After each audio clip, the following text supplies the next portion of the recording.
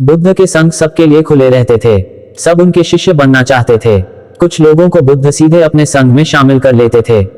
को कहते थे तुम एक दिन रात के लिए शमशान में जाकर रहो। इसी प्रकार एक व्यक्ति बुद्ध के पास आया और कहा मुझे अपना शिष्य बनाए। बुद्ध ने उस व्यक्ति से कहा तुम्हें मेरा शिष्य बनने के लिए एक दिन पूरा शमशान में बिताना होगा और तुम वहां जो भी सीखोगे मुझे आकर बताना होगा, उसके बाद ही तुम संघ में शामिल हो पाओगे। वह व्यक्ति यह सुन घबरा गया। उसने बुद्ध से कहा दिन में तो ठीक है लेकिन रात में शमशान में रहना खतरनाक है। बुद्ध ने कहा कैसा खतरा? व्यक्ति ने कहा वहां भूत प्रेत होंगे, वो मुझे पकड़ लेंगे। बुद्ध ने कहा क्या तुमने भूत प्रेत देखे हैं? व्यक्ति ने कहा नहीं, पर मैंने सुना बहुत है, पर कुछ लोगों को देखा है जिनमें भूत आ जाते हैं, वो अजीब अजीब हरकत करते हैं। तब बुद्ध ने कहा तो तुम्हारे पास यह सुनहरा अवसर है यह जानने का कि भूत प्रेत होते हैं या नहीं। तुम वहां एक दिन और एक रात गुजारो और फिर विश्लेषण का प्रेत होते हैं या नहीं। अगर तुम्हें वह मिल जाए तो तुम उनका विश्लेषण करना कि वह कैसे होते हैं, और अगर नहीं मिले तो तुम यह भी जान पाओगे कि वह नहीं होते। तुम घबराना मत, वहां जो भी घटना होगी तुम मुझे उसे आकर बताना। व्यक्ति ने कहा ठीक है गुरुदेव, अगर आप चाहते हैं तो एक पूरा दिन और रात में शमशान में गुजार लूंगा। बुद्ध ने कहा ठीक है, अभी तुम आश्रम में आराम करो और कल सुबह ही शमशान के लिए निकल जाना। बुद्ध ने अपने 4 शिष्यों को कहा कि वह व्यक्ति कल शमशान जाएगा, तुम उसके पीछे जाना और उस पर नजर रखना, उसका ध्यान रखना, पर याद रहे उसे यह बात पता ना चले कि तुम उसके पीछे गए होंगे। अगले दिन वह व्यक्ति बुद्ध के पास गया और बोला जैसा आपने कहा था मैं शमशान के लिए निकल रहा हूं। बुद्ध ने उस व्यक्ति से कहा ठीक है अब तुम जा सकते हो।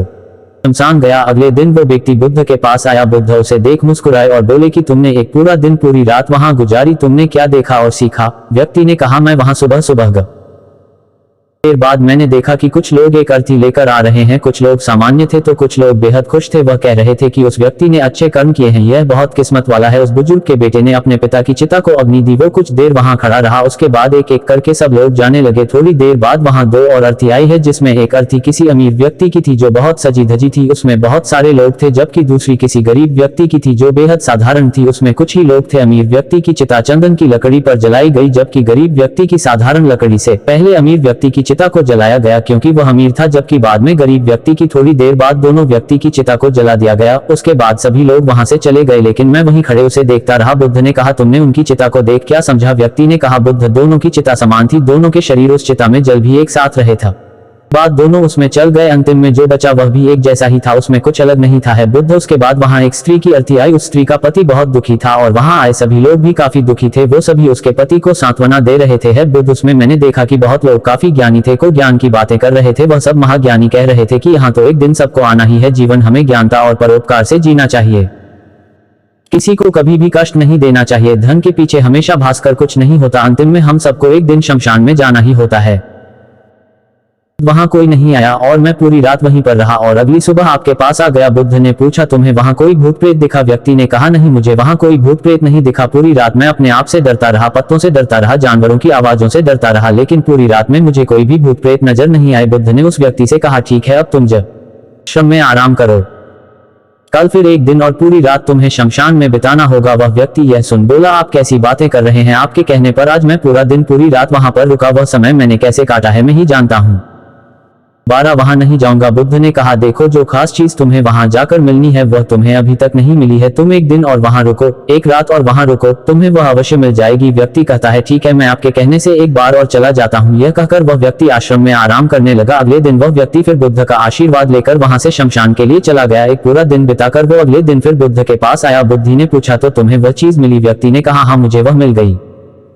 पूछा तो बताओ तुम्हें वहां क्या मिला? व्यक्ति ने कहा मैंने देखा कि कुछ लोग शाम को मुझे अर्थी पर लेकर आ रहे हैं, मेरे पीछे कुछ 15-20 लोग चल रहे हैं और मुझे 4 कंधों पर है। मेरे पिता आगे आगे चल रहे हैं, कुछ लोग मेरे ऊपर फूल फेंक रहे हैं और मेरे कुछ रिश्तेदार मेरे पीछे चल रहे हैं। वो लोग बहुत दुखी हैं, मेरे पिता और भाई भी बहुत दुखी हैं। कुछ उन्हीं में से दुखी होने का नाटक कर रहे हैं तो कुछ लोग मेरे पिता को सांत्वना दे रहे हैं। वही दूर खड़ा मेरा भाई बेहद दुखी है, कुछ लोग उसे सांत्वना देकर बोल रहे हैं कि तुम ही अब सबके इकलौते वारिस हो। तो कुछ लोग कह रहे हैं यह गलत हुआ, वह लड़का तो अभी जवान था, अभी तो उसने कुछ देखा भी नहीं था और उसके साथ ऐसी घटना हो गई। तभी मुझे अर्थी पर लेटा दिया गया और सारा क्रियाकर्म किया जाने लगा। मैं यह सब अर्थी पर लेटे देख रहा था। मैंने उस अर्थी से उठना चाहा लेकिन मैं उठ नहीं सका। मैं सांस लेना चाहता था लेकिन सांस नहीं ले पा रहा था क्योंकि मेरे अंदर सांस नहीं थी। मैं अपने पिता को गले लगाना चाहता था लेकिन मैं उठ नहीं सकता था। मैं अपने भाई को गले लगाना चाहता था, उसे कहना चाहता था कि तुम माता पिता का ध्यान रखना, लेकिन मैं बस लेटा देख रहा था, कुछ करना था। उसके बाद मेरी चिता पर लकड़ियां सजाई जा रही थी, मेरा मुंह भी ढक दिया गया, मुझे अब उस चादर के पार कुछ नहीं दिखाई दे रहा था।